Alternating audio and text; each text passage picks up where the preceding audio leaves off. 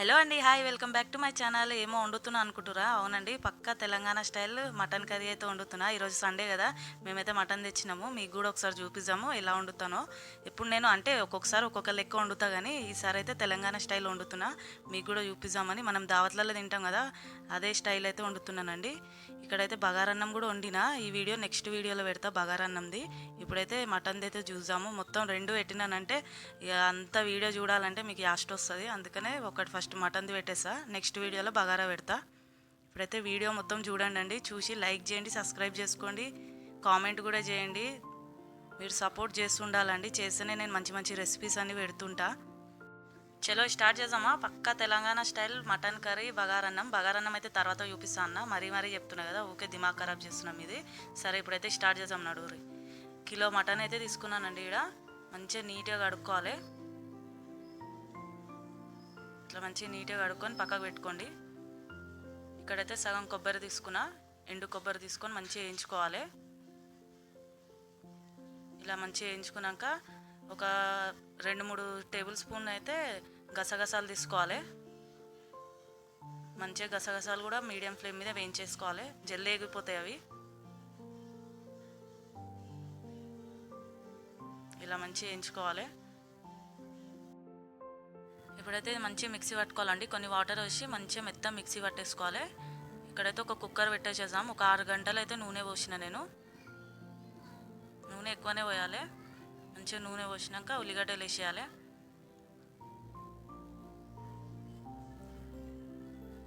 మంచిగా ఉల్లిగడ్డలు మంచిగా ఎర్రయ్యే వరకు వేయించుకోవాలి. మంచిగా కొంచెం దొడ్డు ఉప్పు వేసుకోవాలి. మంచి బ్రౌన్ కలర్ కావాలండి. ఇగో ఇలా మంచి బ్రౌన్ కలర్ కావాలి. మంచి ఎర్ర అయినాకనే వేసుకోవాలి. అల్లం పేస్ట్ వేసుకోండి.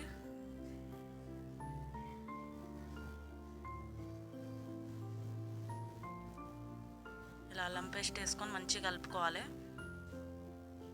మొత్తం ఉల్లిగడ్డలు నల్లగానే అనుకోకండి, ఇట్లనే కావాలి. ఇట్లనే అయితే మంచి గ్రేవీ అనేది మంచిగా అవుతుంది. ఇలా మంచిగా వేయించుకున్నాక మనం కడిగి పెట్టుకున్న మటన్ ఉంది కదా, మటన్ వేసేయారు. ఇలా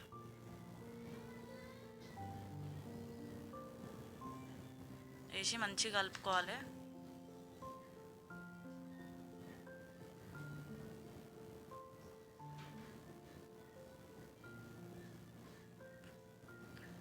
ఇట్లా మంచిగా కలుపుకోవాలండి.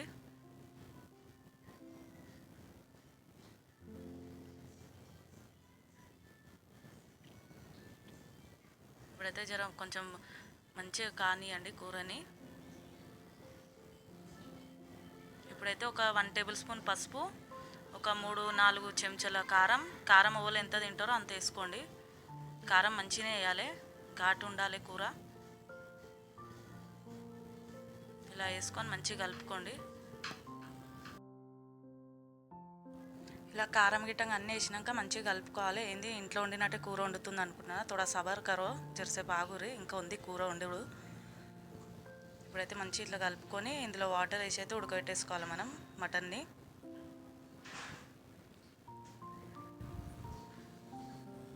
ఒక 2.5 గ్లాసులు అయితే నీళ్ళు పోసి ఉడకబెట్టేసేద్దాం.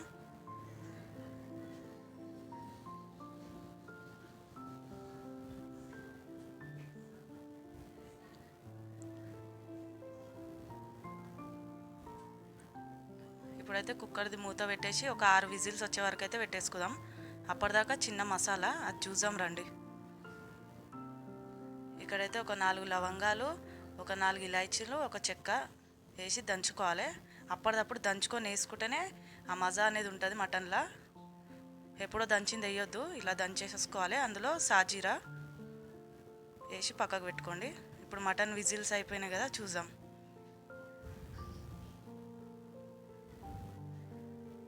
మటన్ అయితే మంచిగా ఉడికిపోతుందండి.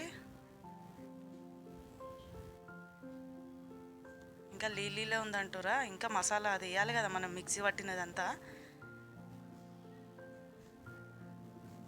ఇప్పుడు మనం మిక్సీ పట్టుకున్నది వేసేద్దాం.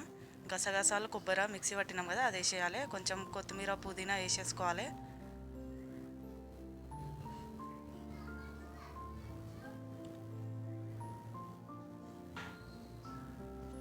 ఇలా మంచిగా కొంచెం సేపు మసలనియాలి కూరని. కూర మనం ఇప్పుడు దింపినా ఎంత పలసానే ఉంటుంది. ఇప్పుడైతే మసాలా దంచుకున్నాం కదా, అది వేసేసుకోవాలి. 5 నిమిషాల ముందే వేసుకోవాలి. 5 నిమిషాల ముందు దింపుతున్నాం అనంగా వేసేసుకోవాలి. అయిపోయిందండి, చూసినారా మన దావత్ స్టైల్ మటన్ కర్రీ అయిపోయింది. ఇప్పుడు మీకు ఇంకా పల్సగా కనిపిస్తుంది, ఇంకా జర అట్లనే వదిలేసేయండి, మంచిగా చిక్క అవుతుంది. చూశారు కదా. ఈ సండే మీరేం వండుకున్నారో నాకు కామెంట్ చేయండి. ఈ వీడియో మీకు నచ్చితే లైక్ చేయండి, షేర్ చేయండి, సబ్స్క్రైబ్ చేసుకోండి. మరొక మంచి రెసిపీతో కలుద్దాం. బగారన్నం కూడా పెడతానండి, చూడండి. ఓకేనా, బాయ్ అండి.